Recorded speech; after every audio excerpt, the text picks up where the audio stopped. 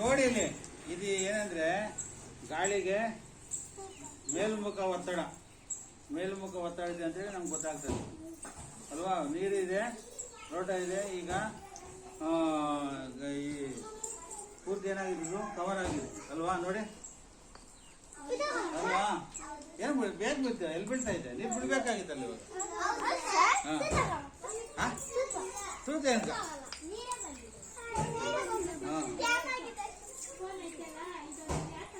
ಇಟ್ಕೊಳ್ಳಿ ಒಬ್ರು ಅಲ್ಲ ಬಿಡಲೇ ಇಲ್ಲಿ.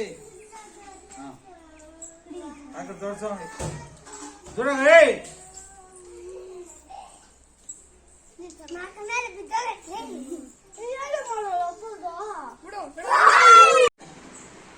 ಈಗ ಈ ಎರಡು ಬಲೂನ್ಗಳನ್ನು ನಾವು ಪ್ರಯೋಗದ ಮೂಲಕ ಗಾಳಿಗೆ ತೂಕ ಇದೆ ಇಲ್ಲ ಅಂತೇಳಿ ನಮ್ಗೆ ಗೊತ್ತಾಗಬೇಕಾದ್ರೆ ನಾವು ಇದು ಮಾಡೋಣ ಅಲ್ವಾ. ಈಗ ನೋಡಿ ಎರಡು ಬಲೂನ್ ಯಾವ ರೀತಿ ಕಾಣಿಸ್ತಾ ಇದೆ ನಮ್ಗೆ, ಕಾಣಿಸ್ತದೆ ಅಲ್ವಾ, ಹೌದಾನೆ.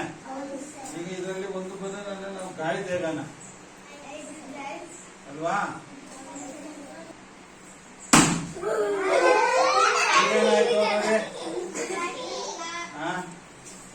ಏನಾಗಿದೆ, ತೂಕ ಇರೋದು ಕೆಳಗೆ ಬಂದಿದೆ, ಬಲೂನ್ ಹೊಡೆದೋಗಿರೋದು ಮೇಲೆ ಹೋಗಿದೆ. ಹಾಗೆ ಇದಕ್ಕೆ ಏನಾಗಿದೆ, ಗಾಳಿ ಇರೋದಂತ ಗೊತ್ತಾಗದೆ. ಹಾಗಾದ್ರೆ ಮರಗಿಡಗಳೆಲ್ಲ ಅಲ್ಲಾಡಿದಾಗ, ಎಲೆಗಳಲ್ಲಾಡಿದಾಗ, ಮತ್ತೆ ಆ ಬಟ್ಟೆಗಳನ್ನ ಒಣಗಾಡಿದಾಗ ಎಲ್ಲ ಆ ಸಮಯದಲ್ಲಿ ನಮ್ಗೆ ಗಾಳಿ ಕೂಡ ಇದೆ ಅಂತ ಹೇಳಿ ಗೊತ್ತಾಗುತ್ತೆ ಅಲ್ವಾ.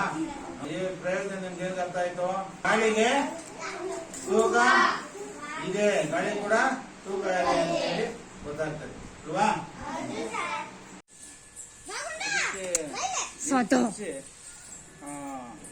ಮೂರು ಓಲಗಳು ಮಾಡೋಣ ಇದರಲ್ಲಿ, ಆಯ್ತಾ.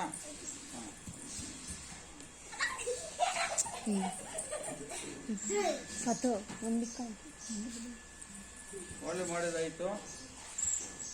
ಈಗ ನಾವು ನೇರ ಮಾಡೋಣ.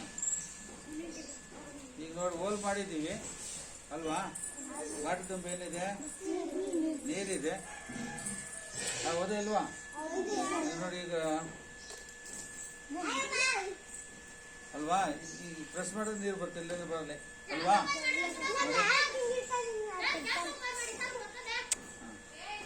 ಟ್ಯಾಪ್ ಓಪನ್ ಮಾಡಿದ್ರೆ ಅದಕ್ಕೆ ಅರ್ಥ ಆಗುತ್ತೆ ನೋಡಿ. ನೀವು ಮಾಡಿ ಹೇಳೋಣ.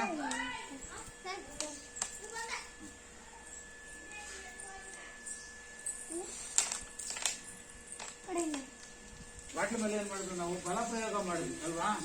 ಬಲ ಪ್ರಯೋಗ ಮಾಡಿ ಒತ್ತಡ ಮಾಡಿದ್ವಿ. ಒತ್ತಡ ಮಾಡಿದಾಗ ಏನಾಯ್ತು, ಅದು ನೀರು ಬಂತು ಅಲ್ವಾ. ನಮ್ಗೆ ಇದರಿಂದ ಏನ್ ಗೊತ್ತಾಗ್ತದೆ, ಗಾಳಿ ಕೂಡ ಒತ್ತಡ ಇದೆ. ಒತ್ತಡ ಇಲ್ಲದೆ ಏನು ಕೆಲಸನೂ ಆಗಲ್ಲ. ಅದಕ್ಕಾಗಿ ಇದು ಹೆಸರು ಮಾಯೆ ಮಳೆ ಆಗಿದೆ.